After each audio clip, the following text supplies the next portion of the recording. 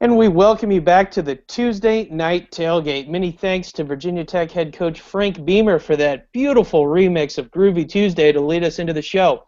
Week 10 is in the books. We've got major shakeups to the top 10 incoming, and Big 12 conference play has finally begun. So pull up a chair, pop open a cold one. We've got all the talking points from this past week, playoff chat, and a look ahead to next week. I'm your host, Luke, and I'm joined as always by my buddy Tim. Tim, say hello. Hey, Luke, how are you? Hey, everybody listening, how are you? This is episode number 4. We're having fun doing this. We've been hearing from more and more of you as we go along on Twitter at TNT Pod, or you can email us at TuesdayNightTailgate@gmail.com. I've heard from a couple of you sending me some Saturday eats this past Saturday. I've got a recipe today from somebody you know, Luke. And, keep contacting us. Keep letting us know how we're doing, what we can do better, what you want to see on the show, and we'll try to accommodate all that. So, Luke, you know me. I like to tailgate. When I tailgate, I like to have a couple beers. So here we are at the Tuesday Night Tailgate, just like any other tailgate. I'll be doing a drinking game again. So in previous weeks, it was every time a mascot was mentioned, every time a defense was mentioned, and then last week I made the terrible, terrible decision of doing every team that's won an AP poll national championship since the Royals last won a World Series in 1985. Luke, don't expect any categories going forward to have about, 15 triggers that are all just, hey, they're a good team at one point. That's not going to happen again. But every time that there's a new category today, every time that the category is triggered, you will hear this sound. I will take a drink. And Luke, at the end of the episode, you're going to try to guess what the category was. Looking forward to it, Tim. Let's talk some football. Let's do it. Let's start with our top 10. And obviously this is our top 10 from last week. So last week we had Ohio State at number 1, Baylor at number 2. They both won. Then you got 3 LSU, 4 TCU, both lost. We'll get there in a minute to see if they stay in our top 10. If they drop, we'll expect both of them to drop, but see how far. We got Clemson won at number 5. Michigan State got upset at number 6. We'll see if they can stay on the top 10. Unlikely, though. Number 7, Alabama with the big win over LSU this week. And then we had the 4-way tie for number 8 last week. All 4 won in Iowa, Notre Dame, Oklahoma State, and Stanford. So, Luke, let's just open this up.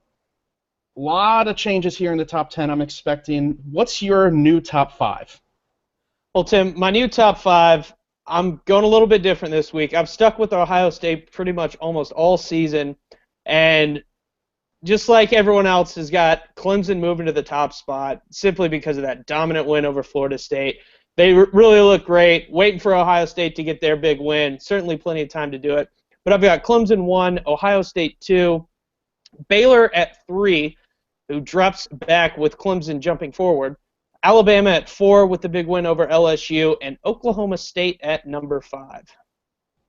Yeah, and look, I have those same 5 teams, but I have a different order completely. I still have Ohio State at number 1. With any of these 5 teams, I think that you could put any of them at number 1, and I would be, okay, yeah, that makes sense, because they're all playing very good. There's no definitive number 1 team to me right now. So maybe it's a little bit of homerism, it's a little bit of wanting to see what Ohio State's going to do once they finally play a better opponent. I still got Ohio State at number 1, but I got Clemson at number 2, so I have them moving up from where I had them last week. I actually have Oklahoma State at number 3. I thought that the win against TCU was a very impressive win. It's their signature win on the season so far. So I'm going with the Pokes at number 3. Like you, I got Alabama at number 4, winning up with with the LSU win this weekend. They still got 1 loss, so I got them behind those other 3 teams, but I think Alabama might be the best team that I've listed so far. It's just the 1 loss that I got them at number 4. I got Baylor at number 5. I've had them at number 2 all season. There was actually 1 week where I just got annoyed with Ohio State, so I moved up Baylor at number 1. That was weeks ago. I got Baylor at number 5. I just feel like it was their first real opponent that they played this season, and they got exposed a little bit. That's a game that maybe they could have lost at the end if if Kansas State had any drive there. I mean, they threw an interception on the first play. So that's my top 5 for this week. So, Luke, I'll take it back to you. What's your 6 through 10? Well, certainly I agree with you. This week, it's kind of tough to rank them. We had that very clear-cut top 5, and then everyone else, you could throw them in a hat, and I could argue with you 6 ways to Sunday over who should be 6, 7, 8, 9, 10. And the same thing goes for the 1 to 5. And we don't do our poll like taking at it new look every week. We kind of do it more a little bit like the AP, but a little bit like the CFP. But this week, outside of those top 5, which we very much definitely agree on and just disagree a little bit on the order of, I've got Notre Dame at number 6. I've got Stanford at 7. LSU at 8. They're still definitely in my top 10. They're still a great team. Oklahoma at number 9. And Iowa at number 10. Oklahoma coming into the poll, Iowa coming into the poll for me with those losses by TCU and Michigan State. And then, outside of the top 10, Michigan State, Utah, Florida, TCU, all 4 of those teams have an argument for being, at that latter end of the top 10, but they're all there, and they all still have their chances to make it into the playoffs so far. Yeah, and even Houston, North Carolina, you can make those arguments for, since North Carolina's been playing well with 1 loss, and Houston's undefeated right now. I have the same 5 teams in my 6 through 10 as well, but again, I got a different order. With my number 6, I have LSU. I didn't want to drop them too far with the loss to Alabama. I know that, they could have kept that game closer. It was a road game. LSU still, I think, of those 1-loss teams other than Alabama, is the best of those 1-loss teams, so I'm not going to drop them too far. And I couldn't put Iowa over LSU, even though Iowa's undefeated, because if Iowa's playing LSU, to me, it's just going to be a blowout. So I have to go with LSU over Iowa there. But then I got Stanford at number 8 because I had them ranked at number 10 last week, so it was just moving them up to number 8 with those Michigan State and TCU losses. I got them dropping out of my top 10. And then hopping into the top 10 this week, I got number 9, Notre Dame. Kind of an obvious choice that I had to put them in. I don't think they're as good as other 1-loss teams in Alabama, Stanford, and LSU. And I got Oklahoma getting in there. They've been playing very well ever since they lost to Texas, and they deserve that number 10 right now. Absolutely. Completely agree with you on Oklahoma. But why don't you tell us what's our new top 10 looking like? So, yeah, let's if Bernard, if you can get that on the screen for us, our statistician. I've got something coming in for Bernard. Hold on. There we go. So there we go. Very quickly put together by Bernard. The new Tuesday night tailgate official top 10. We have a tie for first because we both had Ohio State and Clemson as our 1-2, but as you can see there, Luke, you had them at number 1. I still have them at Ohio State at number 1. Both have pretty easy games this week, so I wouldn't expect too much change there at the very top. 3-way tie for third place between Baylor, Alabama, Oklahoma State. We both have Alabama at 4, and then it's just where we have those 3-5 flip-flops between those Big 12 teams there. LSU staying at number 6. A lot of that has to do with me having them ranked at number 6 and you not dropping them too far in the top 10. So at number 7, we have 2 of those teams that were tied for the top 8 going into the week. You have Notre Dame and Stanford. They both have winnable games this week. And then at 9, you have Iowa, and at 10, you have the Oklahoma Sooners.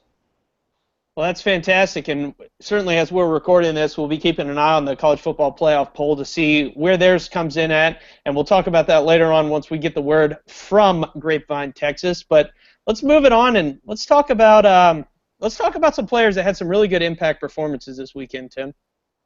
So, yeah, starting off with my corned beef Reuben players of the week. If you've been listening, these are some of the guys that you may not have heard of them that had big performances or big plays in big games, and they deserve some recognition that maybe they don't get from, say, a Corey Coleman or any of these quarterbacks that are out there. In Week 7, it was defensive back Jalen Watts-Jackson of Michigan State, followed by wide receiver Zach Wright of Rice, and last week it was running back Larry Rose III of New Mexico State, who followed up his Reuben performance with another very Reuben-worthy performance of 31 carries for 207 yards and 2 touchdowns in their second win against Texas State. So, Luke, I'm going to start with an honorable mention this week. We're going to put the video of this in the comments of this podcast so you can go down there to see the play. But the honorable mention is tight end Charlie Dowdle of St. Thomas. Now, you've probably seen this on SportsCenter. He is the one that the St. Thomas Division III school was down 3-0 to Carleton. They got the touchdown. It was 6-3. They decided to go for 2. Did a fake field goal. For some reason, they have a tight end who, A, is their holder, and B, is throwing fake field goal passes. but he threw it backwards and high, and somehow it worked out. That made the game 8-3. They didn't stop there. They won 80-3. So moving on to our actual winners this week. Runner-up number 1 is kicker Austin Hardin of Florida. Now, Luke, there was a lot of kickers I could have chosen this week, and it was hard to ignore all of them. I could have picked Adam Griffith of Alabama, especially considering he made the 55-yarder at the end of the half, and we all know him from that Iron Bowl game a couple of years ago. I could have chosen Jay Maddox from UTEP. He had a game-winning field goal to beat Rice by 3. Could have chosen Stevie Ortigue of UL Lafayette. He had the game-winning field goal to beat Georgia State. But I went with the kicker from Florida, and Austin Hardin, because this is a guy, Florida had an open tryout to replace Austin Hardin because he's been that bad this season. He's been awful. He's maybe the worst kicker in college football going into this week. So the first game now for the guy who won that job, Neil McInnes, who's a dentist major, he missed a PAT on Florida's first touchdown. So that's why the Vandy-Florida game was actually 7-6 for a while, and Florida actually had to make a final drive to win that game. So who do they bring out in the fourth quarter to hit a 43-yarder after all this turmoil? Bringing in a new guy is Austin Hardin, wins the game for Florida. Good for him. He's runner-up number 1 this week. Runner-up number 2. If I may jump in, I do believe he is a dental ceramics major. Well, there you go. I want to make sure we get that right. So runner-up number 2, I got another quarterback this week. It's the second straight week I got a quarterback. And I had to include some Maction Reuben this week. So I went with Ryan Graham of Northern Illinois.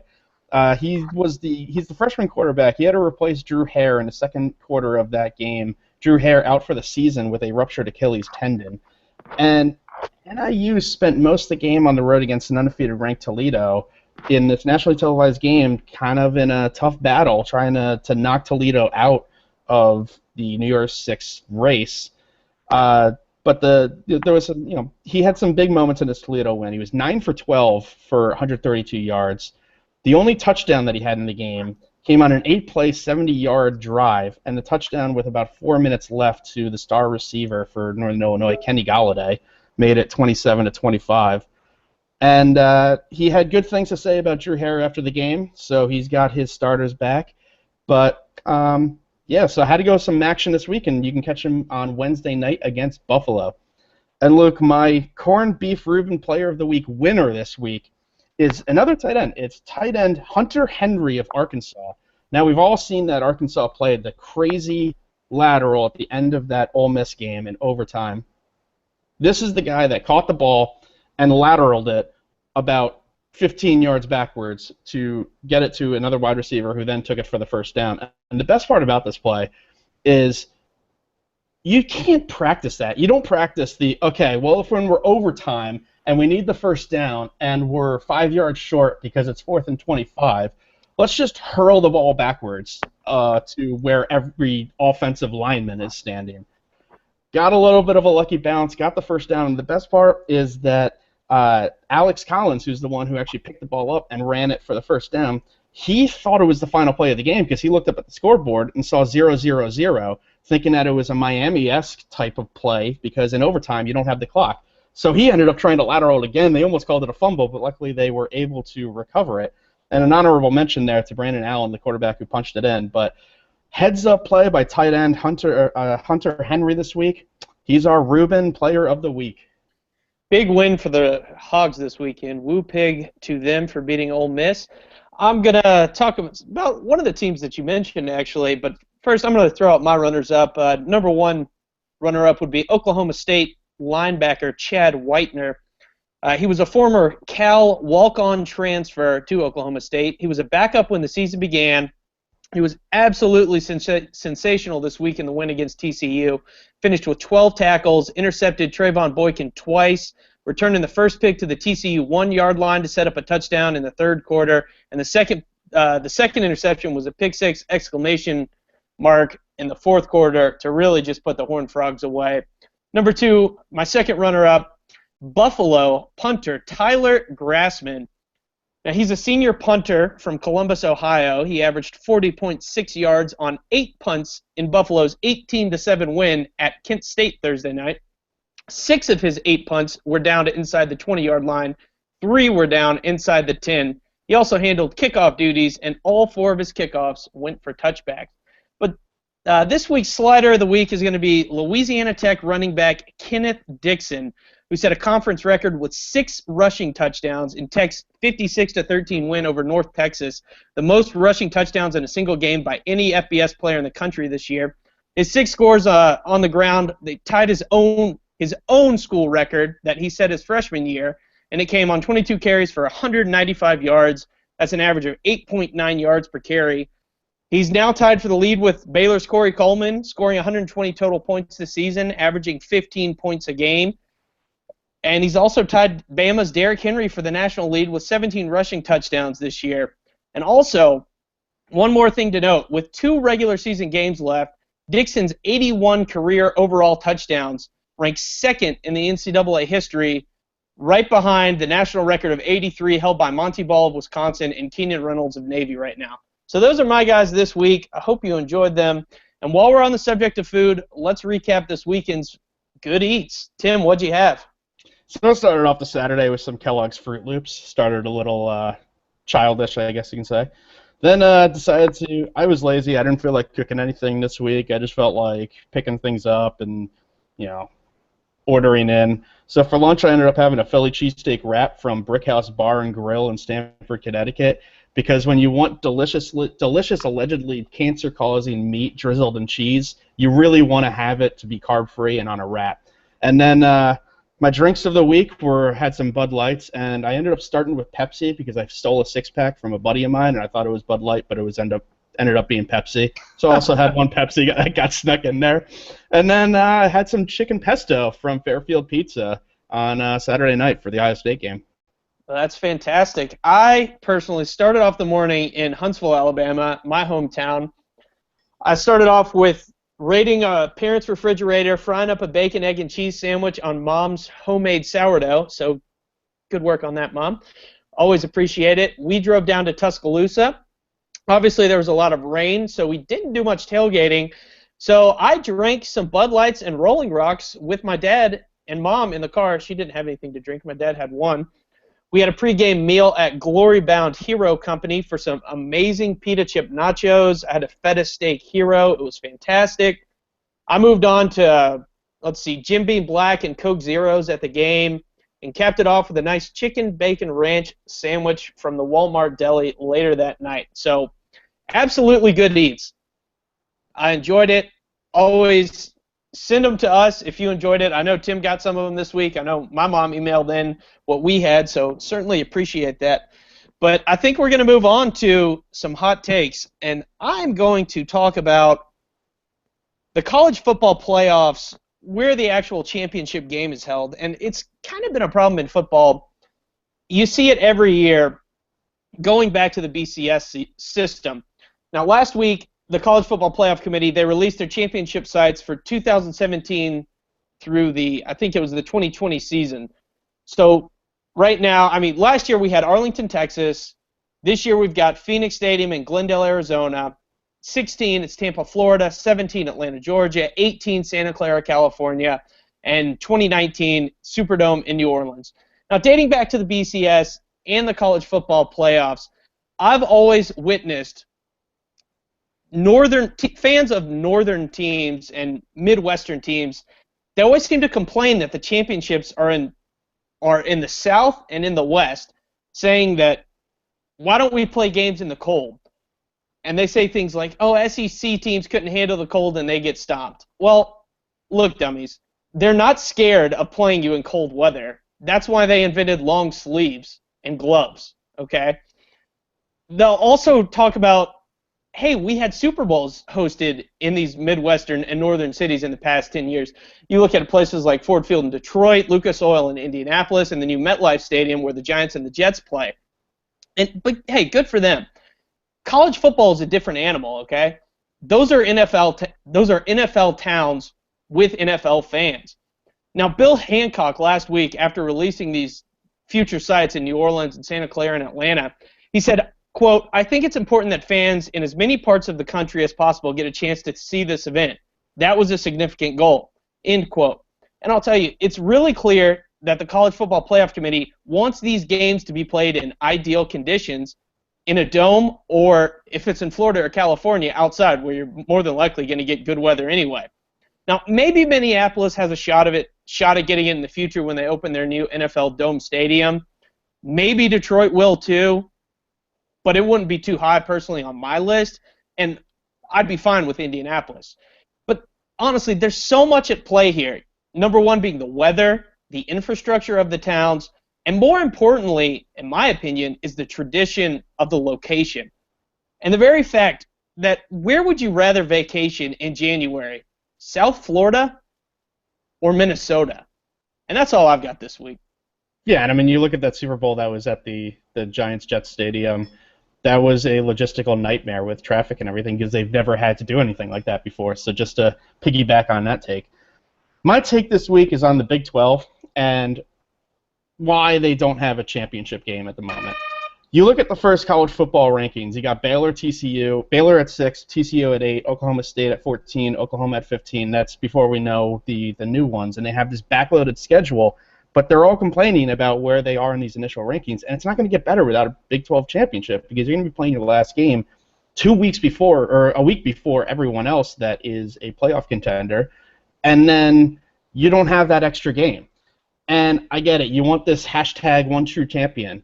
Well, nobody cares that you get to play Kansas and Iowa State every single season. You need to get 2 more teams, split them up into divisions, and get a championship game like every other big boy in the Power 5.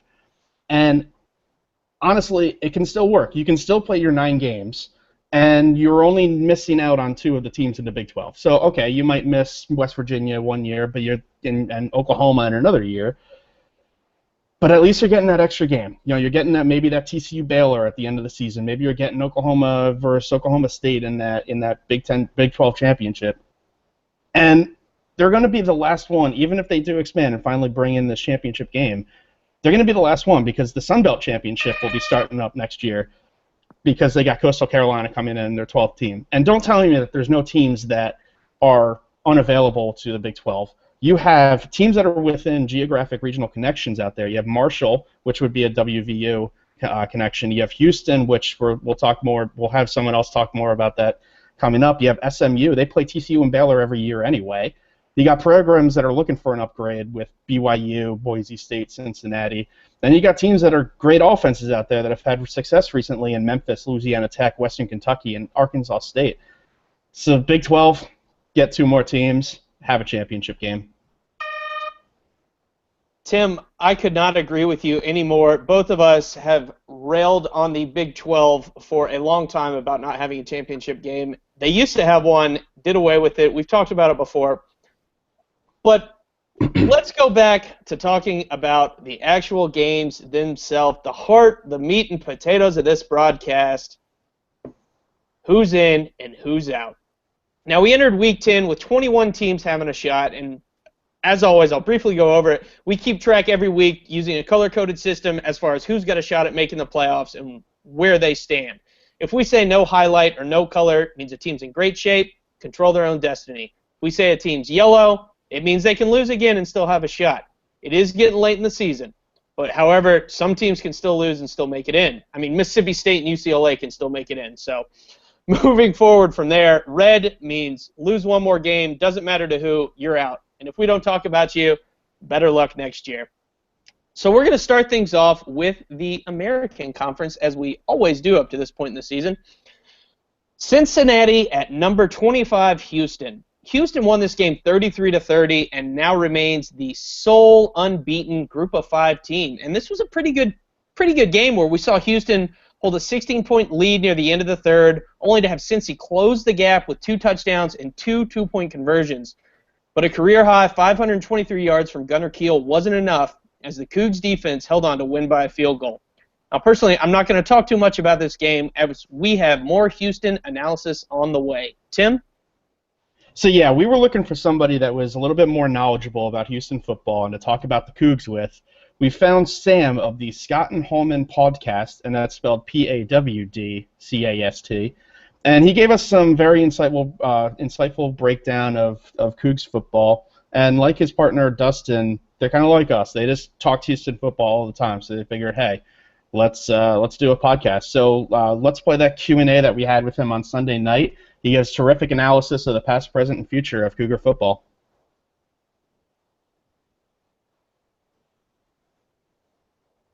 All right, we're here with Sam from the Scott and Holman Pawdcast. Thank you for joining us today, Sam. Hey, no problem. Thanks for having me on, guys.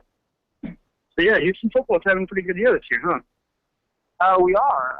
My optimistic projection for this year was that we would go 9-4, obviously including the bowl game, but we were already at 9-0, so it's safe to say we're a little bit past what I thought we would be, but I could see now some of the opponents are a little weaker than I expected, so it's not as much of a surprise, but yeah, it's certainly a nice surprise to those of us who are a little more cynical and a little more beaten down by the last 2 years of kind of mediocre football here in Houston. Yeah, so that leads me nicely into my first question. I'm an Ohio State fan, so I know the Tom Herman offense very well, especially with last year winning the national championship. And I was happy for him to find the head coaching job finally. So tell me a little bit, what has Tom Herman brought to this team this year compared to previous seasons that has made them so much more successful than any of those preseason projections? I think the talent has been there the last few years. Really, the talent is almost always going to be there. When you're in Houston, you're within a stone's throw of just an incredibly deep Division I talent pool. You throw in Louisiana, you throw in East Texas, you throw in basically the entire state, which UH pulls from to some degree. There's always going to be the talent because Texas, high school football, as its kind of reputation, is God down here. But the last staff, it just wasn't really the connection on game day. You could see the talent, but leads were blown. The team was obviously not disciplined. The team was obviously not tough. And you just never saw the talent that you knew was there be quick to win. There was always at least 1 or 2 games a year under our previous coach, Tony Levine, who, I got to say, really nice guy. It's almost like one of those guys you want to see succeed, but clearly was not cut out to be a head coach. Failed at a lot of his coordinator hires. And Tom Herman's not only instilled toughness in the team. He bragged about, I'm going to have the toughest training camp in all college football. But he's clearly brought in assistants who mesh with what he wants to do, and the message is always on point. There's not assistants saying one thing and Herman saying another thing. Obviously, everyone's on the same page, assistants, players, coaches, and the results are just night and day from last year. It's a lot of the same guys from the team last year that went 8-5, and quite honestly, he did a miracle comeback against Pittsburgh to go 8-5. So, yeah, coaching's made a little bit of a difference, and it's obviously a much tougher team under Herman. Fantastic. That's a great answer. Sam, Luke here. I'm going to ask you a question that's very closely related to that, related to Coach Tom Herman. And I hate to ask a question like this because that's a very optimistic answer that you provided. And I'm kind of going to go a different route and a terrifying question, but a very real possibility in saying that, Tom Herman is one of the hottest names in the country right now. Oh, yeah. Up there with Justin Fuente, Matt Rule, all these AAC coaches. And honestly, he's at the top of a lot of these teams' lists. We've got 10 head coaching jobs open in college football right now. So if he and the University of Houston part ways, who would you like to lead the Cougars next year? Or, in the alternative, or maybe with this, what can Houston do to keep him? I guess I'll answer your question in 2 parts. Let's say Herman does leave for whatever the job is, regardless, just that he's leaving. I would like to at least give a look at each one of his coordinators. Major Applewhite's offensive coordinator. Major Applewhite was a quarterback at the University of Texas. Yeah, I haven't heard that name in a while. Yeah, that was like, as an Alabama fan, I know him well. Yeah, he's bounced around, but he's done a great job this year with Greg Ward, and I think Herman's credit that too. But I like to give him a look. He's a young guy, and I know the players, just everything about the players. They love Major Applewhite, and he's one of the popular assistants. Also, Todd Orlando, the defensive coordinator, has just all I can say is the guy has succeeded at every single level of Division I. He did well at UConn, he did well at FIU, he did well at Utah State, he did well at UCLA. Like certain coaches, you see him. I mean, your coach Urban Meyer, they succeed at every level, and I would at least like them to give the OC and DC a look. Another guy I like, Willie Fritz, he's the coach at Georgia Southern right now, a little obscure, but he was an unbelievably successful coach at Sam Houston State, football championship subdivision program that's a stone's throw from Houston. So I like to give him a look. And I think what can they do to keep him? I do have some built-in optimism because, I think being the OC at Ohio State is a prestige position. And I think if he was really wanting to be choosy about his Division I job, I don't think Tom Herman took the first Division I job to offer him. I mean, maybe I'm naive. I don't think U of H was the first team to consider Tom Herman as a head coach. I think he was waiting for the right situation. Now, if a University of Texas, if a Southern California is open, he's as good as gone because I think virtually every program in the country would lose their coach to UT or USC. But I think some big donors, which, believe it or not, U of H, despite not being in a major conference, U of H does have big money people. This is a large city. This is the oil city.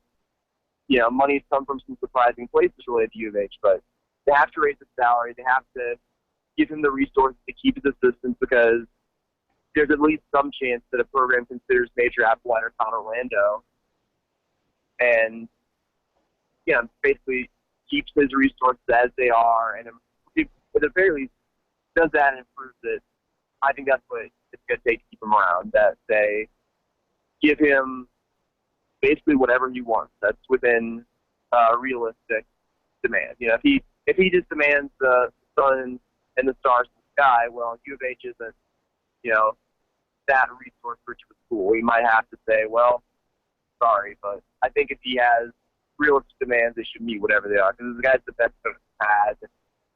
And I would include Browse and someone in that, because I got to see the Browse and someone eras, and those guys are good coaches in their own right, but I think both of those men have their limitations. And I think Tom Herman could be on par with his mentor, Urban Meyer. I really think the guy is that good as a coach. Just being up close and personal, what he's done in just under a year.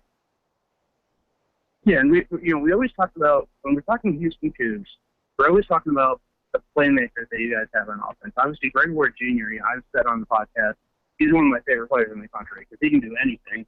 I was so excited when Herman came because I knew Greg Ward was a perfect fit for Wayne Lindsay offense. And he reminds me a lot of J.T. Barrett. And, that J.T. Barrett was the guy that he chose over Cardell Jones at Ohio State, before when Braxton Miller got hurt before last season because he just fit in the system better. Then you got guys on Houston like Kenneth Farrow and DeMarcus Sayers. You got a couple other receivers and, Chance Allen, Stephen Dunbar. But I think what gets lost when talking about Houston is that they have a very good defense statistically. Do you think that the defense garners some of the same attention that the offense gets, or would you say that Houston is kind of an offense-first team that also has a very capable defense? I would say the first response is that I think U of H has a very capable defense. The previous defensive coordinator, for all the failings of the last staff, the last defensive coordinator, who's now at Texas Tech and is actually struggling really badly, did a good job. He left good defense and a good defensive culture. The guy's name was David Gibbs, and he just insisted that all of his players make taking the ball away and top focus. Don't just get the tackle, try to strip the ball. You see that you can see his fingerprints all over his defense, and that's what U of H is good at. And their flaw is he has given up some big plays. Gunnar Kiel last night absolutely just tore us to bits. We took a lot of chances, and he burned us deep. More times than I would really care to count, but they also got interception return for a touchdown. They also forced a fumble. They picked him at a few times. So it's kind of a boom or bust kind of defense. But, yeah, no, U of H fans around here, we're absolutely aware of what a good defense it is. And we're no longer a program that just relies on offense. Because for so many years, even under good coaches like Browse and someone, it was all offense. Just cross your fingers and hope the defense gets a stop. The defenses were ranged from bad to barely marginal. That was one of the few things I was pretty confident about going into this year, that we at least be decent to good defensively. And I think it's a good defensive team. I really think defense won yesterday against Cincinnati. The offense really struggled. It was maybe the offensive worst game considering the competition yesterday. Well, I'm going to piggyback kind of on that question a little bit, and your answer may be a defensive player, it may be a player on offense. But we talked about some of these players, Greg Ward Jr., Kenneth Farrow, and I don't think we mentioned DeMarcus Ayers yet. But who for you, Sam, is really an unsung hero on this team that people who haven't watched UH play, who should we keep our eyes on, especially with the primetime game against Memphis coming up?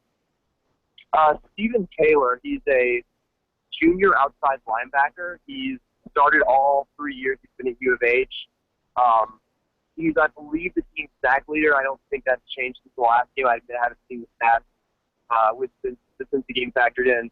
The guy's an absolute monster rushing the passer. If I can make it a two-part answer also, Trayvon Stewart, he's a strong safety.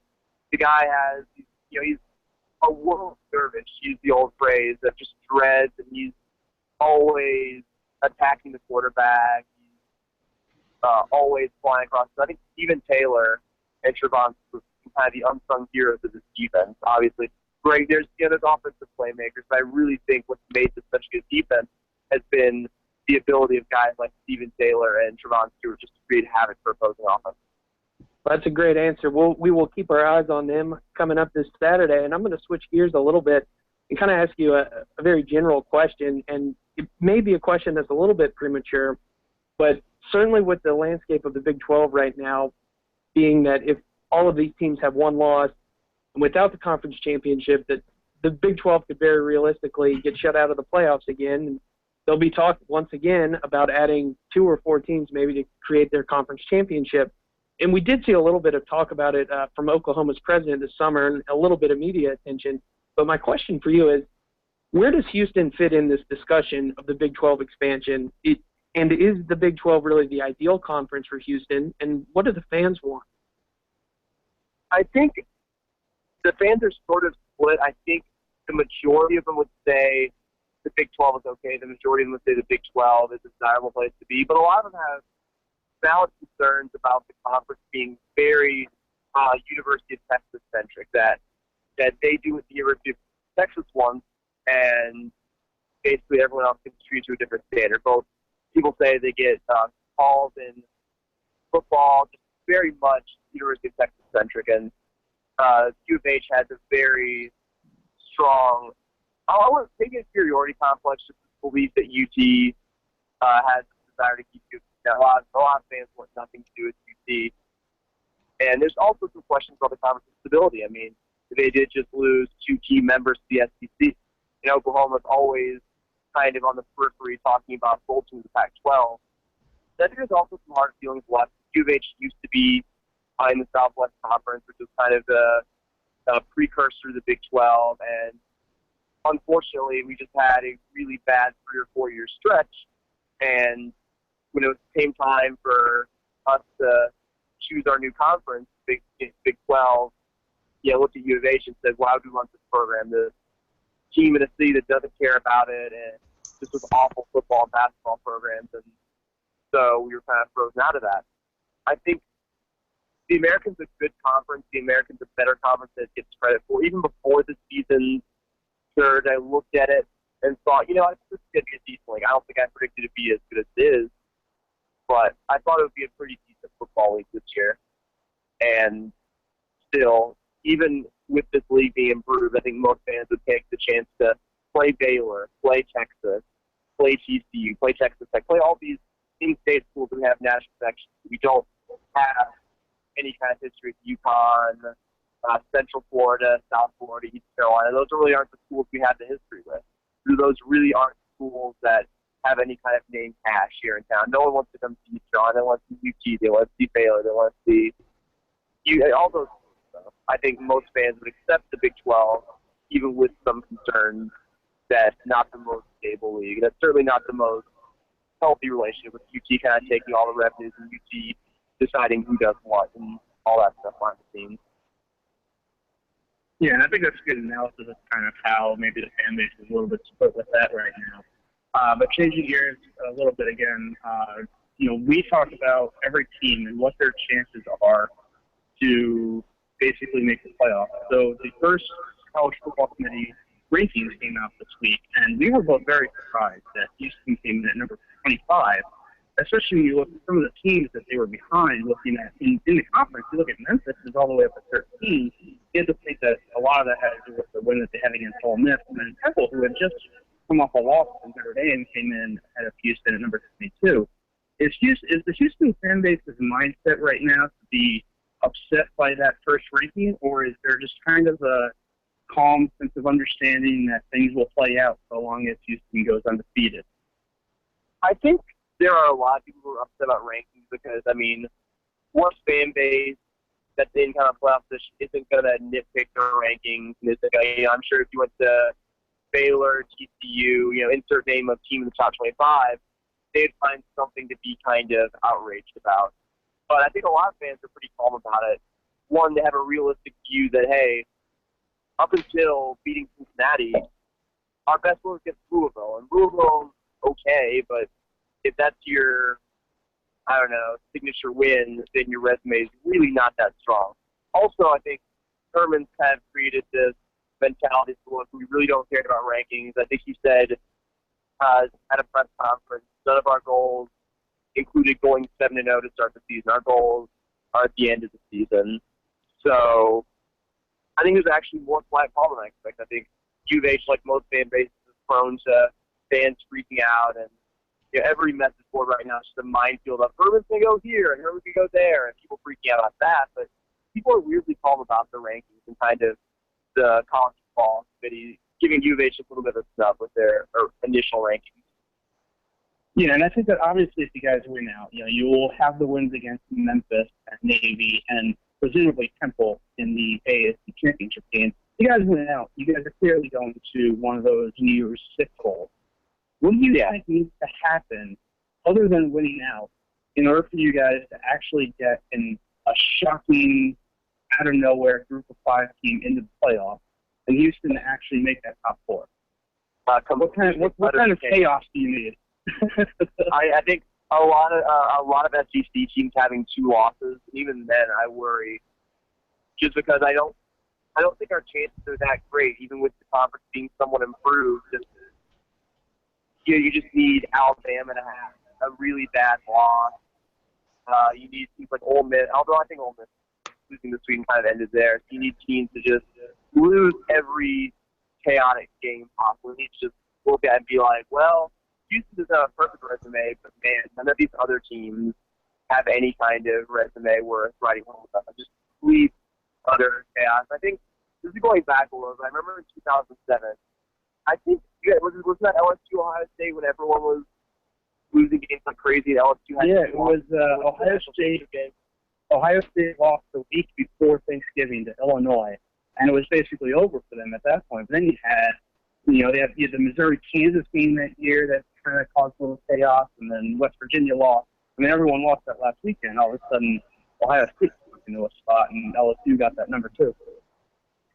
Yeah, so it would take something along the lines of the crazy 2007 finish for me to even entertain the thought that, hey, U of H might end up in the top 4. And even then, I'd be stealing myself for the good possibility that, nope, they'd find a way to leave us out. And, you know, the New Year's Six Bowl, the consolation prize isn't the worst thing, but it would certainly be troubling if all these teams lost in front of us, and yet we still couldn't get the look at the New Year's Bowl game.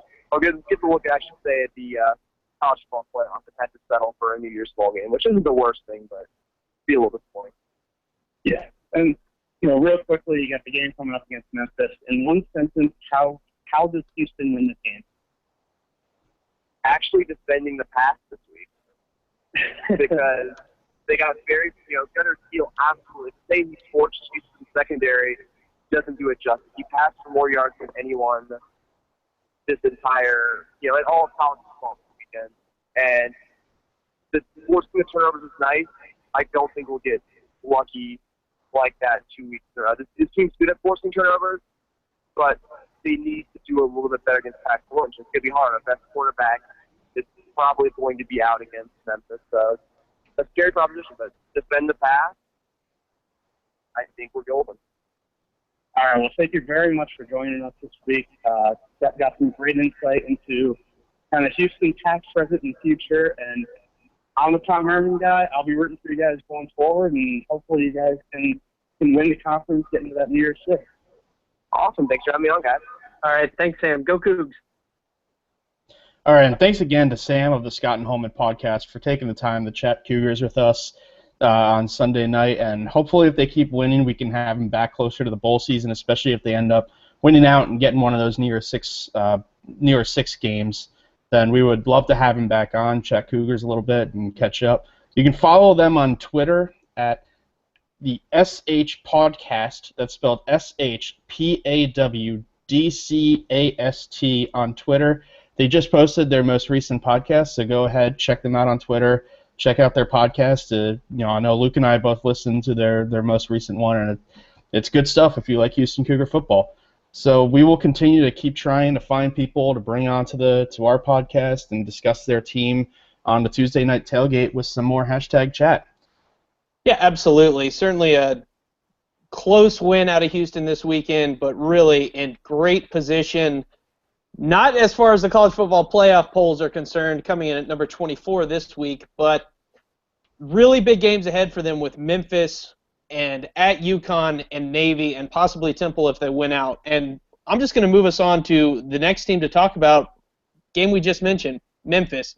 Navy went to Memphis this weekend and beat the crap out of them, 45-20. And we had a lot of talk about where Memphis should be placed in the CFP rankings, but Navy just really put a stop to that. Really subpar performance from Paxton Lynch with only 305 yards.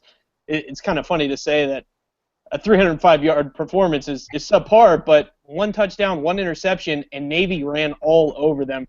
And I think there's no question here, Memphis is gone. Yeah, there's no question. I mean, I was saying last week that I was worried about Memphis winning this game because I thought that Navy as a possession team was just going to keep the ball this whole game. I just didn't expect Navy to beat them by 25. I thought that with the possession type triple option that, maybe they could have squeaked out a 3-point win or maybe Memphis could come back late. And every time we talked about Memphis, we talked about how they got off the slow starts, and it finally caught up to them. Goodbye, Memphis. Yeah, and Navy coming on strong. They're a one-loss team. They may be right back in the thick of things, not as far as the college football playoffs are concerned, but as far as the New Year's Six bowls are concerned, possibly so. They came in at number 20 this week in the CFP rankings. Yeah, and keep in mind with the American right now, you have those four teams. You have the Temple, Navy, Memphis, and Houston. They all have a chance to still win that conference championship. Absolutely. We're gonna move on to the ACC for one of the games of the week here. We had number 16 Florida State, who we had at red, at number 1 Clemson yellow. Clemson won this game 23-13, but FSU really jumped out early with Dalvin Cook having 111 rushing yards on his first 2 carries. And this was a 13-all slugfest going into the fourth quarter. But after giving up those big plays early, Clemson's D really locked up on FSU, especially on third down, as Florida State went 2 for 12 in that department. And they actually had more penalties at 3 than third downs converted with only 2 there. Now, Deshaun looked good, as he always does. He was 28 for 42, 297 yards and 1 touchdown, 107 on the ground. Tim, what did you see out of the Tigers? Yeah, I mean, with Florida State, they came out of the gate pretty fast, and it kind of looked like a game like, okay, Florida State came here to play, but championship teams respond to that, and that's exactly what Clemson did in this game. And, I mean, obviously we're eliminating Florida State and Clemson. They clinched their division. They're going to the ACC championship game against whoever wins the Coastal. I mean, Clemson's a very impressive team right now, and I know that we have them at yellow right now, but I think that we're at the point where I would suggest upgrading them to a no highlight. We both have them in the top 2. The college football player for the second straight week with the new rankings has them at number 1. They can still lose a game and get in, especially with that win over Notre Dame, because if Notre Dame's a one-loss team, you look at last year with TCU and Baylor, and TCU had the lead the whole time, and then all of a sudden in the final ranking, they gave it to Baylor at the number 5 over TCU at number 6. So Clemson still has a chance here. Even if they do lose a game, I still think that they need to beat whoever wins the Coastal in the ACC championship game. But, I mean, right now, Clemson controls their own destiny.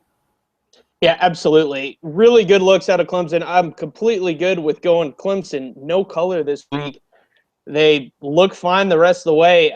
Florida State, for me, they're out of the playoff picture at this point. There's really no way they can claw their way back into it. Clemson's yellow. Take away that star. Give them no color. What about you, Tim? I completely agree. I mean, they're in the same boat as, say, Baylor, or they're in the same boat as Baylor, Oklahoma State, Ohio State, Michigan State. So, yeah, well, perfect. We're going to move on and talk about the other side of the ACC right now. Talk about North Carolina. We had Duke at unranked North Carolina, who was a red team for us. This was a game that had some big hype a couple weeks ago with teams with only one loss. Duke has fallen off the face of the earth a little bit, but North Carolina really made a statement here, winning 66-31 in Chapel Hill. And I was arguing for UNC to be ranked last week. They were in the CFP poll. What a statement by the Tar Heels this week. They've ripped off 8 straight wins. I listened to this one in the car on the way to Tuscaloosa, and my dad, who's a UNC alum, he was going nuts. Marquise Williams was going nuts on the field. He had himself a day, setting a new school record of 494 passing yards, throwing 4 TDs in the mix there. But Duke put up a respectable 327 yards on the ground.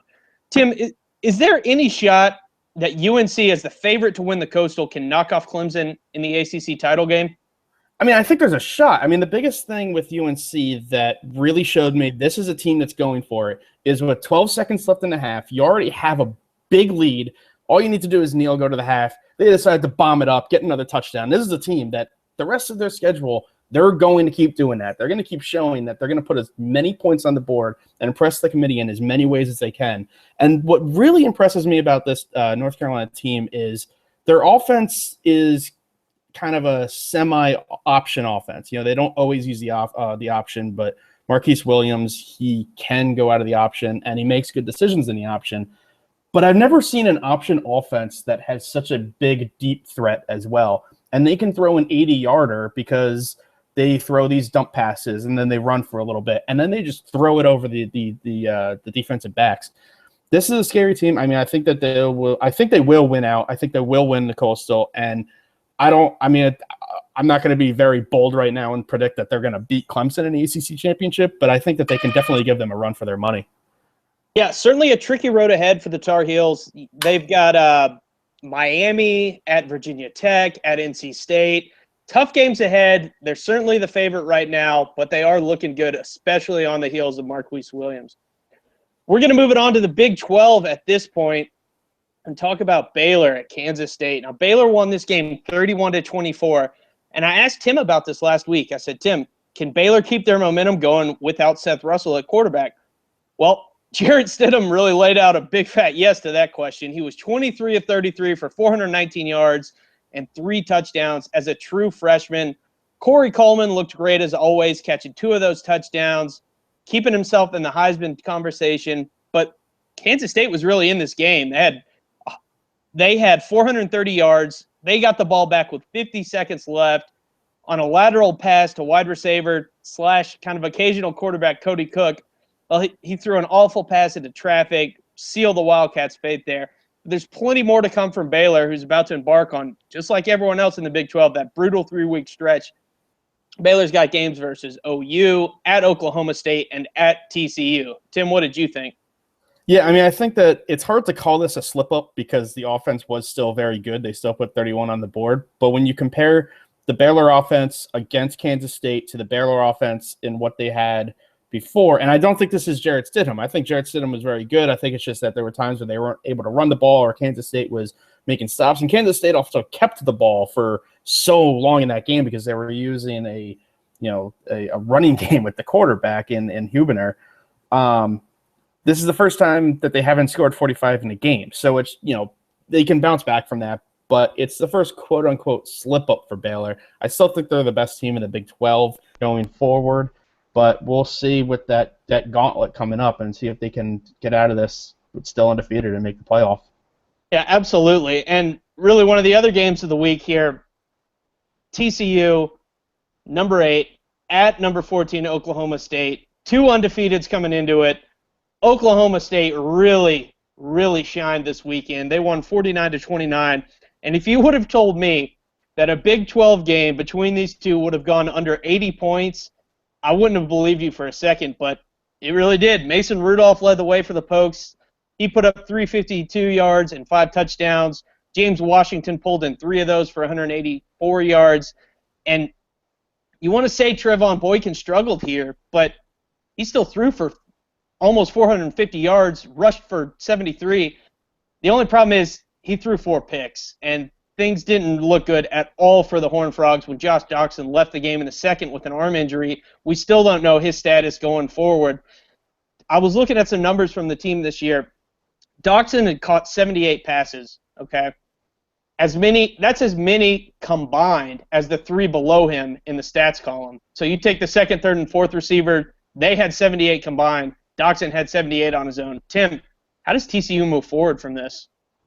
I mean, like you said, the 49-29 doesn't actually show how good of an offensive game this actually was, because there were a couple of mistakes in this game, and with these Big 12 shootouts, it's a lot of times where it's just deep ball after deep ball after deep ball, and TCU just wasn't getting that early on, so Oklahoma State was able to get it in front, and Boykin with the interceptions. But the thing to me is that the TCU secondary looked exposed in this game against Oklahoma State because James Washington was able to just walk past them and get these long touchdowns.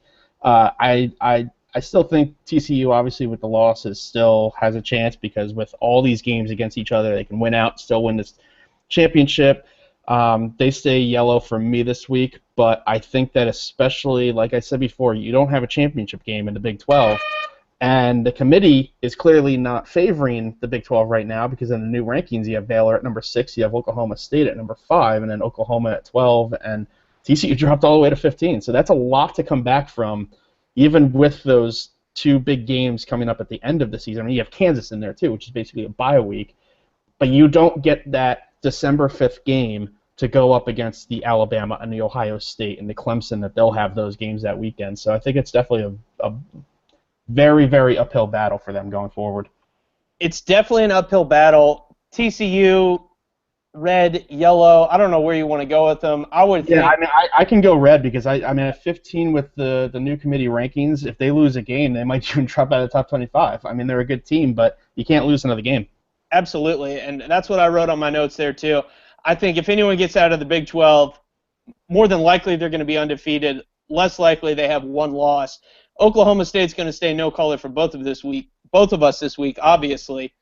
But we're going to shift gears here and move on to Oklahoma. Iowa State went in to Oklahoma this weekend. Oklahoma was a yellow team, but Boomer Sooner, 52-16. Didn't expect much out of Iowa State this week. They opened up the scoring with a field goal, but OU came out firing. 342 yards, 3 touchdowns, and 1 rushing touchdown from Baker Mayfield, and a combined rushing attack of 279 yards and 3 TDs split across their backs.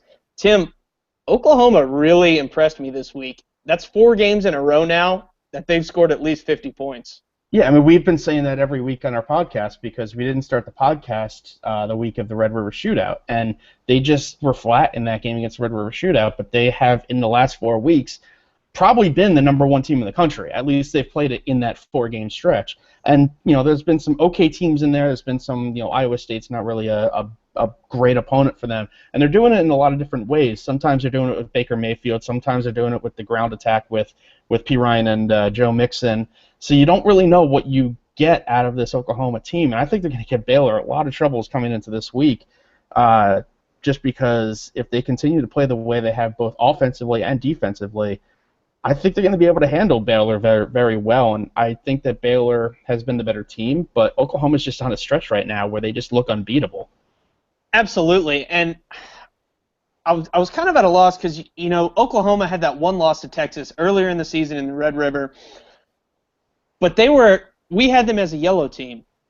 We've seen tonight with the college football playoff poll coming out, Baylor as an undefeated comes in at number 6.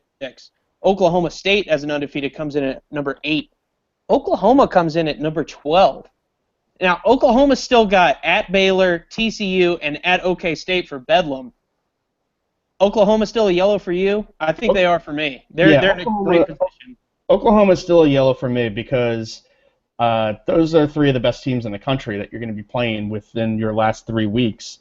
And just those 3 wins are going to move you up. You only have to move up about 3 spots each week now, sitting at number 12 to get into the playoff.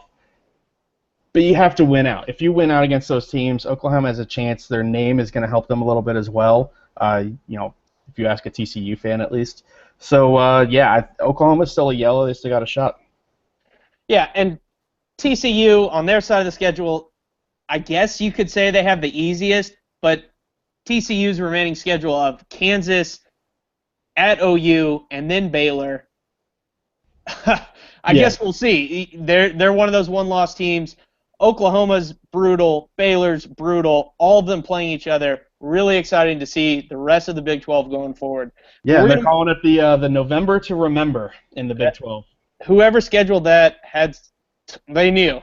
That's all I can say about it. But we're going to move on to the Big 10, where we saw Minnesota at Ohio State in Columbus. Ohio State won this game 28-14. Cardale Jones back in at QB for the Ohio State University. And to me, he looked a little shaky. He went 12 of 22 for 187 yards, but Ohio State really got great production from Zeke Elliott. Tim, what were your thoughts on this game? I know you're an Ohio State fan. I kind of saw a sort of lackluster offensive performance, but a really great rushing defense from the Buckeyes this weekend. Yeah, I mean, the defense was the standout this week. I mean, outside of the rush defense, you also had the pick six that started off the game. It was scoreless in the first quarter, so that came from Von Bell in the second quarter. And I've been saying every week that JT's got to be the guy, and I'm just waiting for Reuben. I know he named him the starter for next week, but he named him the starter by saying he'll be the starter unless he does not have a good week of practice. Reuben's just got to say JT's the starter because it's not Cardale. Cardale, I think that he's always going to be that folk legend with what he did at the end of last season. And that was kind of a little bit of my worry if Cardale was going to be the starter going into this season, because those were, for anybody, the three biggest games you're ever going to play in your career. So then when you start playing just regular season games against Minnesota and Northern Illinois, you don't really have that same adrenaline going. So I'm hoping that JT is just the guy going forward now after serving the one-game suspension. And they got Illinois coming up, and I still got Sam mentioned in the Houston Q&A earlier, that 2007 game against Illinois, which still has a bad taste in my mouth. It's actually the anniversary of that today. But the fun fact about the Battle of the Illabuck, they play for a wooden turtle, but back in 1925, it was actually a real turtle because they figured, hey, turtles can live for 100, 125 years. Well, the turtle died 2 years later, so now they play for a wooden one. That's great. Certainly, as you mentioned, Cardale Jones, sort of an enigma, but not a bad backup to have at all. Any team in the country would be lucky to have him coming in as the number 2 quarterback. Yeah, it's a great backup. It's not an ideal starter if you're trying to make a national title defense. Exactly. So those remaining games, as you mentioned, at Illinois, Michigan State, at Michigan, huge games coming for the Buckeyes.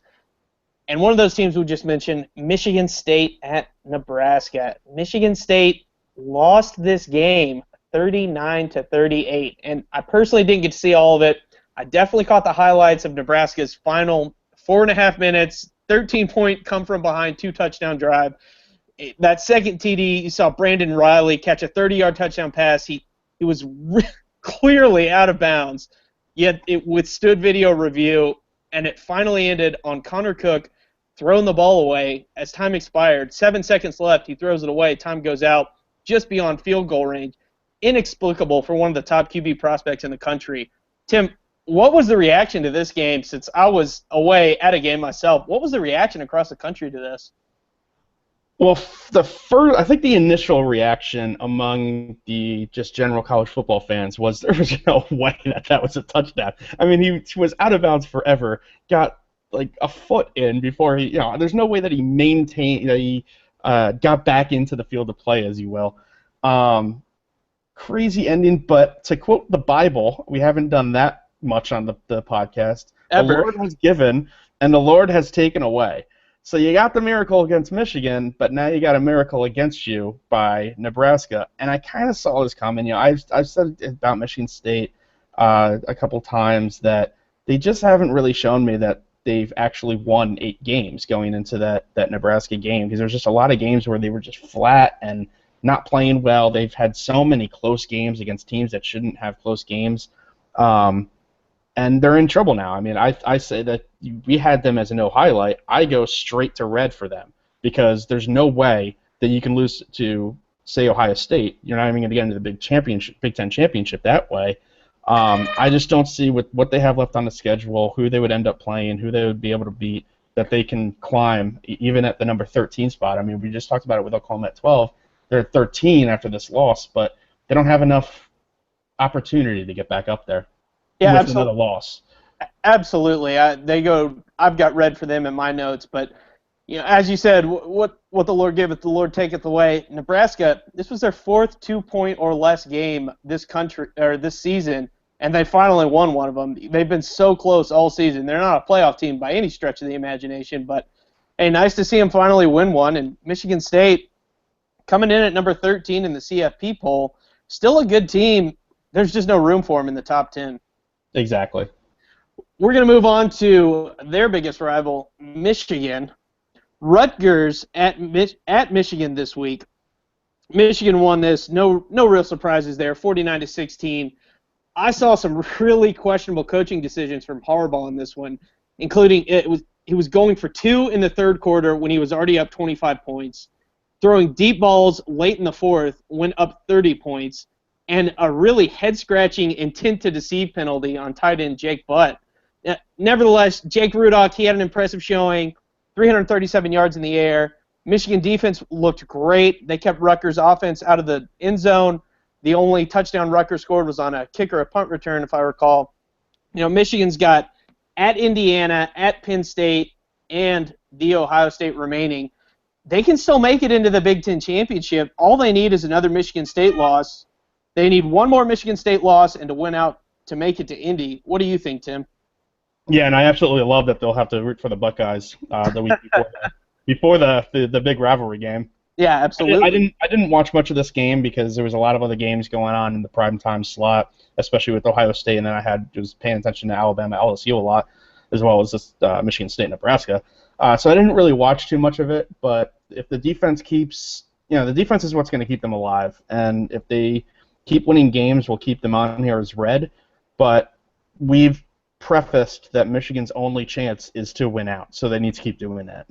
Yeah, absolutely. Michigan, they'll stay red. They can't afford to lose again. They need some help, but they're still in the picture right now, coming in at number 14 on the CFP poll.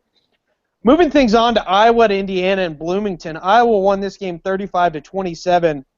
Saw another good performance from C.J. Beathard. He's been battling growing injuries. He was 19 for 21 for 233 yards and a touchdown. He also saw 4 rushing touchdowns from the Hawkeyes on the ground.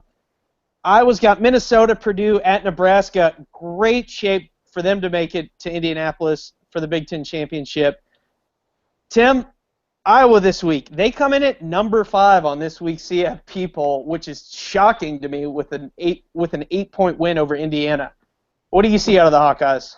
Yeah, I'm definitely surprised to see them jump up to that number 5 spot because I just didn't expect them to see them that high at this point. We've always talked about Iowa needing to win out. We've treated Iowa as different than, say, Ohio State and up until this past week, Michigan State, because of the schedules that Ohio State and Michigan State have and the actual teams that they have. Iowa's sticking around, and they're just built on a running game with good defense, and that's how they're going to keep winning games. I think that they win out going into the Big Ten championship, and they'll face either Ohio State, Michigan there. They're definitely obviously still alive in this discussion. The fact that they're at number 5 now, they just need one loss ahead of them to jump into that top 4. It's crazy to me. Their best wins are against, who they beat? Northwestern, Wisconsin, and Pitt, if I recall. Those are your best wins. They come in at number 5.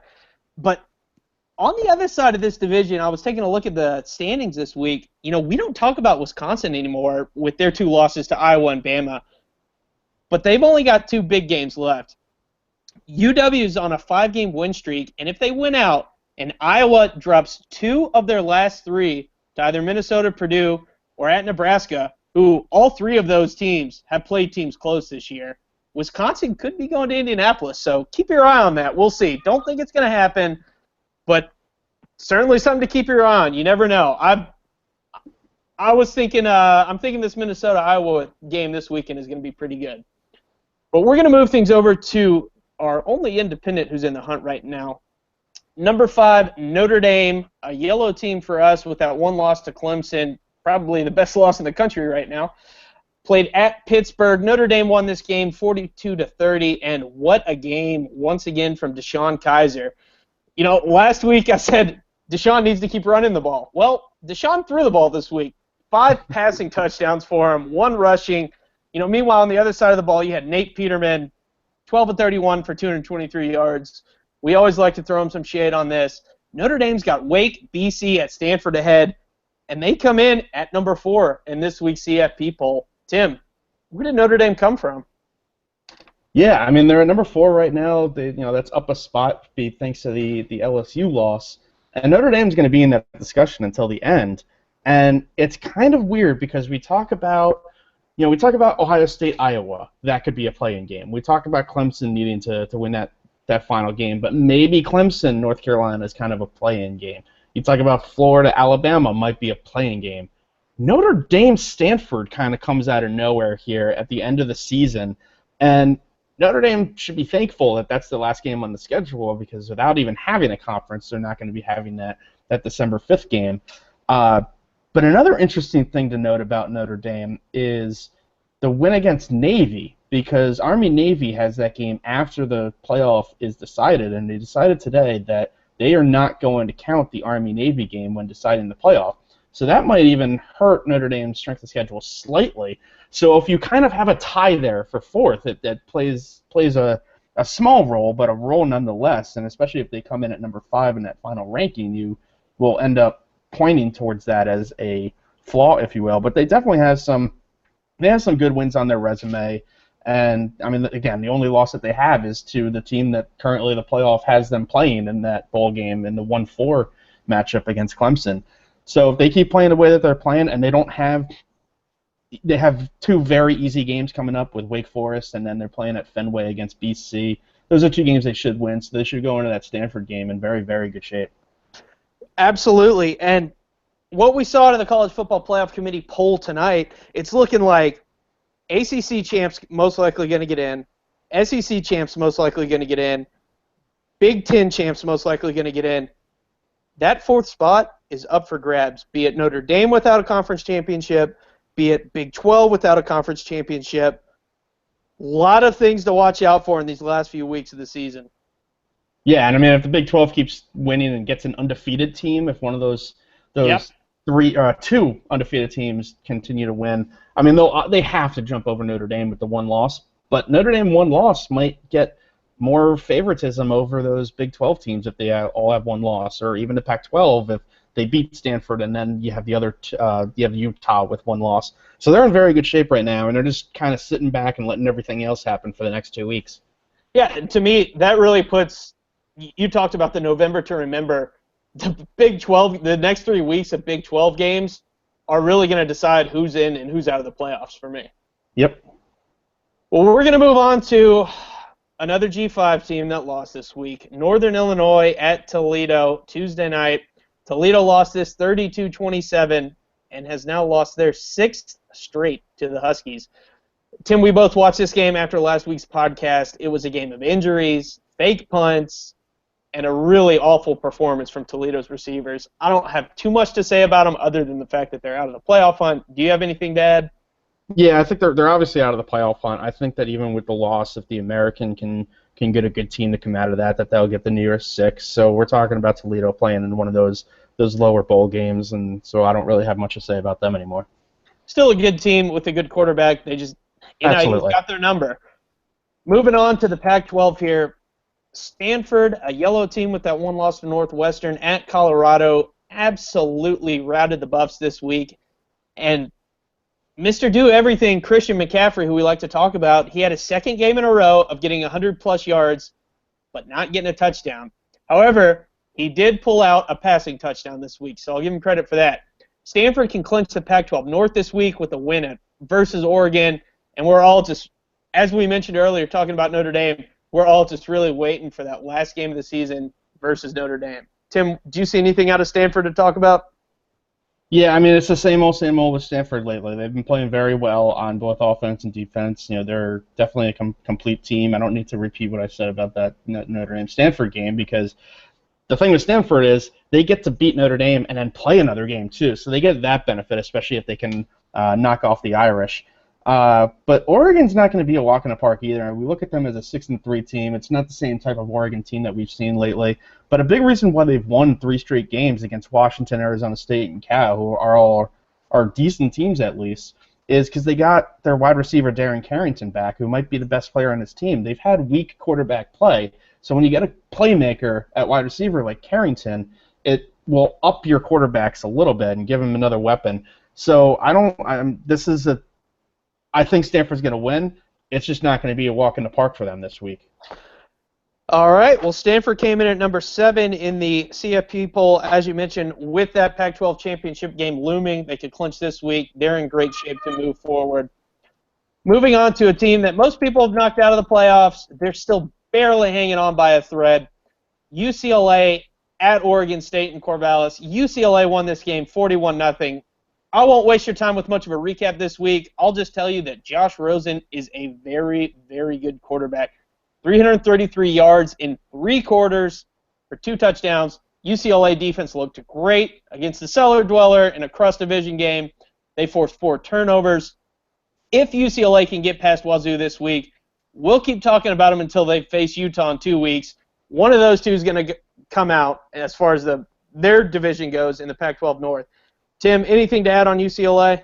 Well, just that Josh Rosen's still a freshman, too. So we talk about him, and we're talking about UCLA for the next couple of years. They're going to be a very good team going forward. They're still a very good team right now. They just happen to lose to 2 pretty good teams. And like you said, that UCLA-Utah game's the game to watch here, and that'll be an elimination game so long as they both take care of business this week. Yeah, absolutely. Team we just talked about, Utah. Yellow team at Washington. Utah won this game 34-23. Certainly not a pretty game when both of these teams combined for 7 turnovers. The Utes stay alive atop the Pac-12 South. I didn't catch it at all. Did you catch any of it, Tim? No, it's a Pac-12 game. That's what I thought. Utah's got at Arizona, UCLA, and Colorado. Utah will stay yellow for me. UCLA stays red with as many stars as you can put next to them. How about you?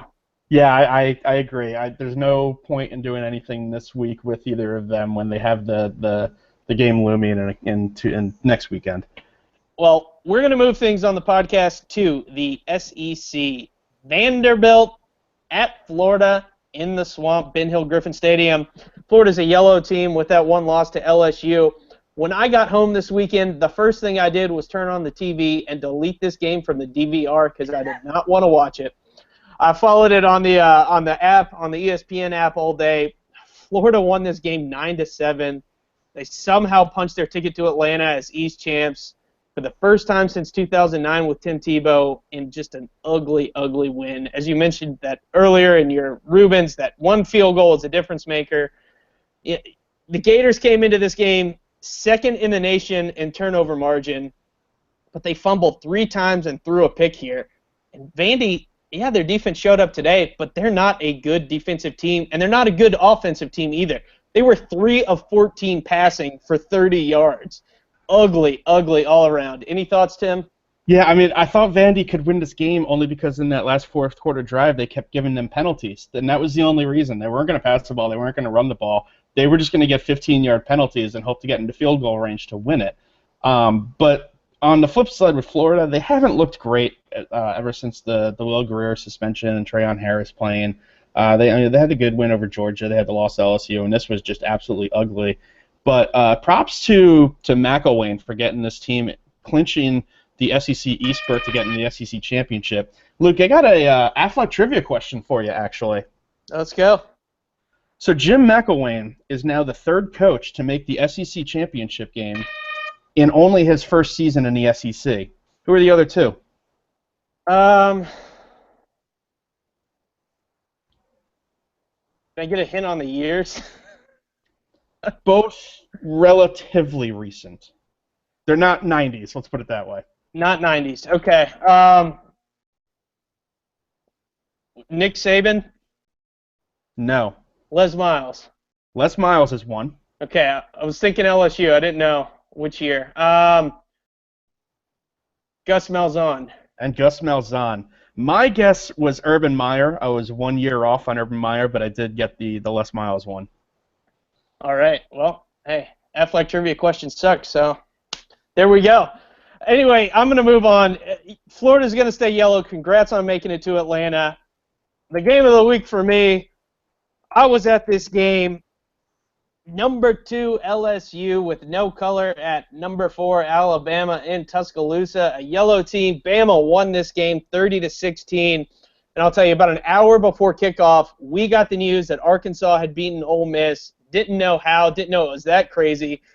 But we were pumped coming into this because we knew that we were right back in the SEC West hunt to make it to Atlanta. And so far, this has been the most hyped game of the year. And it didn't disappoint if you wear crimson and white like I do. All the talk going into this game was Leonard Fournette is the best, give him the Heisman, leading the nation in rushing yards. But LSU's offensive line absolutely decimated by Bama's front 7, front 6, front 8, front 9. You could really see how uncomfortable he was making cuts in the backfield. He had 19 rushes for 31 yards and a touchdown. But when you get into the stats, and you look at all these plays and watch the replay like I did and start counting things, he was contacted at or behind the line of scrimmage 11 times out of those 19 rushes. And even more surprisingly, everyone was talking about Leonard Fournette, you got to stack the box. Bama had 7 or fewer defenders in the box for 16 out of his 19 runs. But then again, you take away the run game, LSU can't establish the play action. Brandon Harris had no time to pass at all, and finally threw an interception this season. The real star of this game on everyone's mind, jumping right to the top of the Heisman talk, is Derrick Henry. 38 rushes for 210 yards, 3 touchdowns. And Derrick Henry joins Kenny Irons, Darren McFadden, and Cam Newton as the only players with 200 rush yards against a Les Miles coach LSU team. Kind of a neat little stat there. But Bama ran out the final 9 minutes and 18 seconds of this game, up 14 points from its own 4-yard line. That was the longest drive LSU has ever allowed under Les Miles. Derrick Henry got the ball 11 times on that drive for 78 yards, including a 29-yarder on a 3rd and 9 that sealed the game. It was awesome. It was an electric atmosphere, one of the best games I've ever been to, a lot like Mississippi State at Bama last year. Bama still got at Mississippi State next week. I am nervous about that one. They've got Charleston Southern at Auburn. If they can win them all, they'll be facing Florida in the SEC Championship. LSU, on the other hand, Arkansas, at Ole Miss, and Texas A&M. Tim, LSU goes to red for me here, but Bama's still yellow depending on how they do the rest of the way. How about you? What did you see out of this game as a neutral player? Yeah, and I agree with that. And I think that you said a lot of the things that I was going to say. And the one thing that I will kind of piggyback on is you were talking about Fournette and how Alabama was able to just keep him from doing anything. You look at the defending national champs in Ohio State. Everyone talks about those 3 games last year and how well Cardell Jones did. But to me, the biggest key to those 3 games is they held Melvin Gordon, Amari Cooper, and Marcus Mariota, all 3 who were in New York for the Heisman ceremony last year. They held all 3 of those in check. Alabama completely shut down who is arguably the number 1 Heisman candidate right now, and they didn't even need to do anything extraordinarily different with their defense. They were just a better defense compared to that offensive line and Leonard Fournette. So that's the one thing about that game that really stood out to me, is that's scary. It is a very scary defense to go up against, and I was incredibly impressed. But as you mentioned, as you were talking about Ohio State last year, as I went to the Sugar Bowl last year, the most important player on that team, Zeke Elliott, ran all over us. Yeah, exactly. Thinking about that. But, hey, LSU is going to be red. They're still in good shape. If Bama slips up, they'll be fine.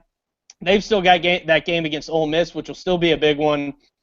Tim, that's going to wrap it up for all our teams in the college football playoff hunt this week. How many teams do you count still alive? We have 18 teams that are still alive for the hunt, but obviously we got a lot of them at red. We got a lot that we know that we're going to be eliminating at some point in the very near future. Well, awesome. 18. Well, wrapping that segment up, this is usually the part of the broadcast where I do that kind of a feel-good story or some kind of human interest story, but I just didn't feel like doing it this week. I was kind of lazy and I was traveling. So sorry about that if you enjoyed that segment. Tim, how about you hit me with the hot take? So one of us has to do an ESPN take every week. I mean, that's just kind of our quota, right? So my take is on the ESPN app. I know it's random.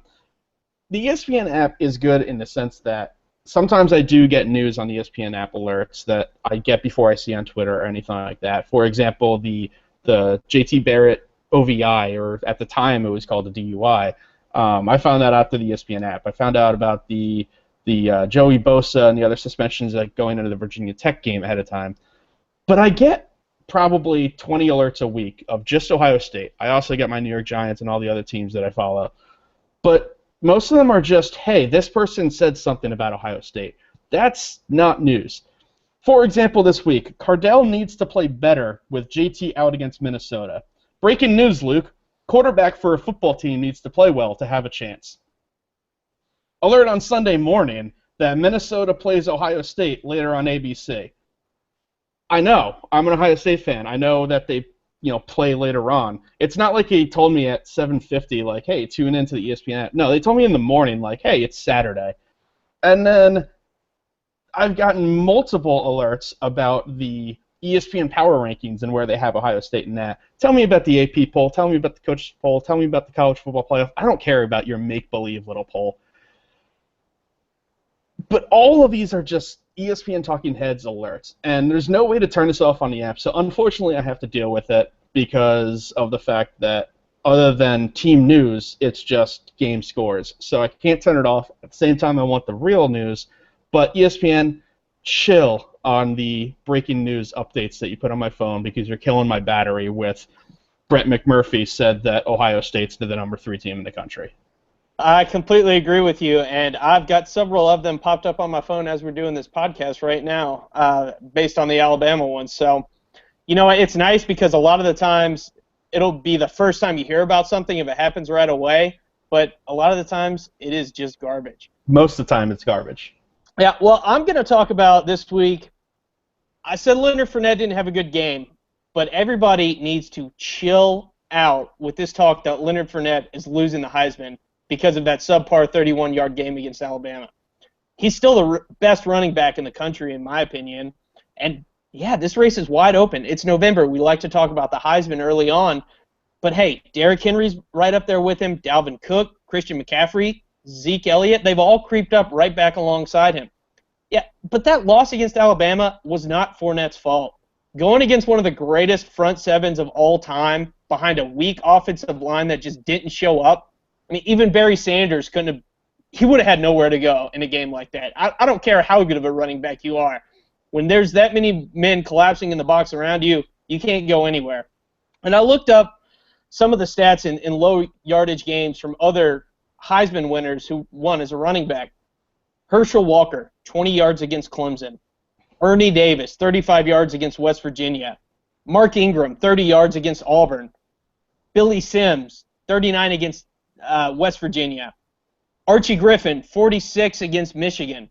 Bo Jackson, 48 against Florida. Reggie Bush, who I guess technically didn't win the Heisman, but 51 yards against Washington. Leonard Fournette is already down one game because of that canceled McNeese State game, and yet he still has better stats as far as yards go than anyone in the country. So cool it. LSU still got Arkansas, A&M, and Ole Miss on the schedule, and potentially, if Alabama slips up, they could still make it to Atlanta. So chill out, everybody. It's November. Let the rest of the season play out. Let's enjoy some college football and stop saying that he's terrible and not good. He's still the greatest running back in the country. Something else this week, or something that we always do every week, is we have our pretty good segment. And this is going to be an audio recording for you. And I'm just going to cue it up and let you hear it. Obviously, that's Coach Brett Bielema. I'm going to take you back to Saturday night at Oxford. As coaches, we'll do that a little bit. I'm just looking forward to hopping on the plane.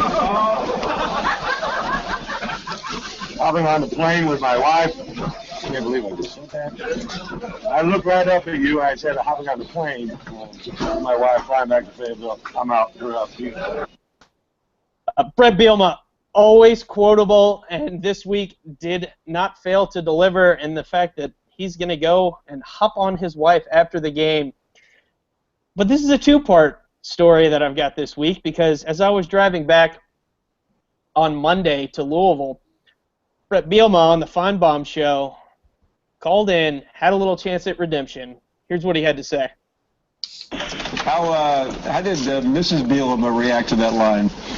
She witnessed it firsthand. She's about 5 feet. Well, she has this new iPhone, so I'm doing my press conference, all excited to win, and the girl's on her phone the whole time. So I was thinking about how am I going to give her a little bit of heat on the plane about paying attention to the interview and what's going on, and I had it playing on my head. I said, I knew the perfect answer, so we're going to hop on the plane and head back to Fayetteville, and then when I went to say it, she looked up at that exact moment, and it was one of those slid in where it wasn't supposed to slide into the conversation, and it wasn't good, but she responded favorably. Brett, never change. As you heard in that one, he said he was going to give a little heat to her on the plane. He slid in where he wasn't supposed to slide in, and that she responded to it favorably. So, Brett, stay golden, my friend. And, hey, thanks for that win against Ole Miss. Appreciate that. Tim, let's look ahead to Week 11. What are some of the storylines, some of the games that you're looking forward to? What are you up to this weekend?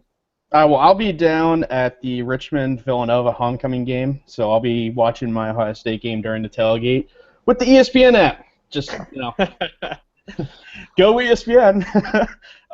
So I'll be watching that at the tailgate. There's some TVs around too, so I'll make them put that game on instead of other games. But yeah, I mean, it's not a lot of terrific games compared to last week and the 2 weeks that we got going forward. But we do have some good games. I'm obviously looking forward to the Ohio State game. I'm looking forward to the Villanova game since I'll be there. I'm looking forward to Oklahoma at Baylor. That's obviously the premier game of the week and in primetime on ABC. And I'm looking forward to Memphis-Houston. Even though Memphis lost last week, I'm still very interested in that American Athletic Conference race because there's still so many teams that can make that championship game in that conference. And this is the first step for that. They both will. Navy already knocked off Memphis, and then if Memphis knocks off Houston, then Houston knocks off Navy. I love chaos like that. Absolutely. It's certainly looking forward to that Memphis at Houston game. OU at Baylor should be good. Of course, as an Alabama fan, I'm nervous, but looking forward to the Alabama at Mississippi State game. Taking a look at some stats. Since 2001, the week after Alabama played LSU, Alabama has not scored a first-quarter touchdown in that time frame, going back 14 years. However, they have gotten 3 safeties in the first quarter, going back 14 years. Unexplainable. Looking forward to it. Certainly want to see Dak Prescott, and I certainly want to see how Paxton Lynch plays against Houston. So one of the other things we do every week is have our upset picks.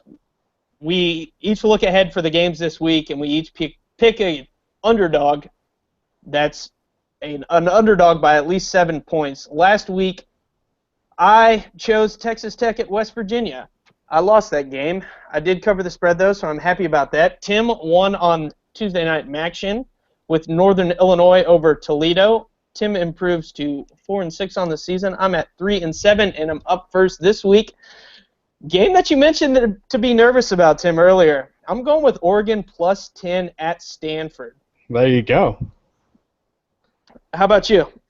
I'm going with Rutgers plus 9.5 over Nebraska, with my reasoning being I always like picking against teams that are coming off big wins like that. Awesome. Like the one that Nebraska had. That's great. Certainly, Oregon's coming off at least 3 really good weeks in a row. Stanford didn't look amazing. I also considered Minnesota at Iowa in this one. Minnesota's been playing teams close. Also considered Wazoo, as always, at UCLA. Yeah, and the other game that I considered was Rice plus 7.5 over Southern Miss, but I just didn't know enough about that, so I went with Rutgers. Well, as you can see, I am wearing the West Virginia hat of shame this week, being that they beat my upset pick team. But Tim, let's take it to the last part of the podcast here. How much did you drink? Not nearly as much as last week, so there's that going for us. Only 2.5 beers this week, and about half that half beer was probably during the CougarChat with Sam because I just got thirsty. Well, my answer is whenever we talked about conference championship games. Indeed. Went with just one trigger this week instead of 15. Yeah, much smarter of you. Well, Tim, that's going to wrap it up for me this week. Any thoughts to add from you? No, I mean, this is another great Tuesday night tailgate, and I'm looking forward to the games this weekend. I'm looking forward to another Tuesday night tailgate next week. Well, that's going to do it for us this week. I'm going to give a birthday shout-out to my sister who turns 30 this week up in Oregon, so happy birthday, Mary. And being that tomorrow is Veterans Day, just want to send a special thank you to all of our uniformed service members, past, present, and future, for all that you do and have done for this country. Thanks for listening, everybody. Feel free to contact us if you have any questions, thoughts, comments. Let us know. You can find all that information on YouTube. And, Tim, that's going to do it for me. Good night, everybody. Good night.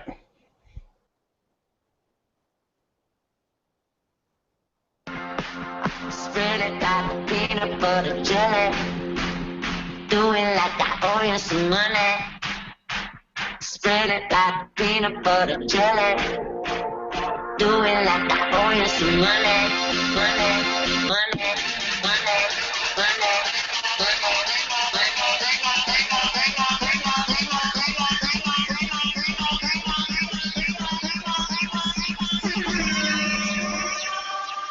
spread it like.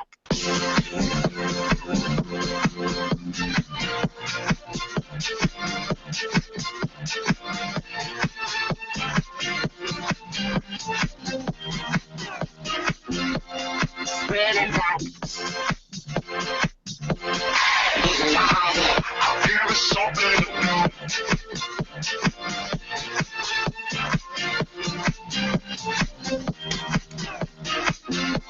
Spread it like. Visualize it. I'll give it something to do. Visualize it. I'll give it something to do.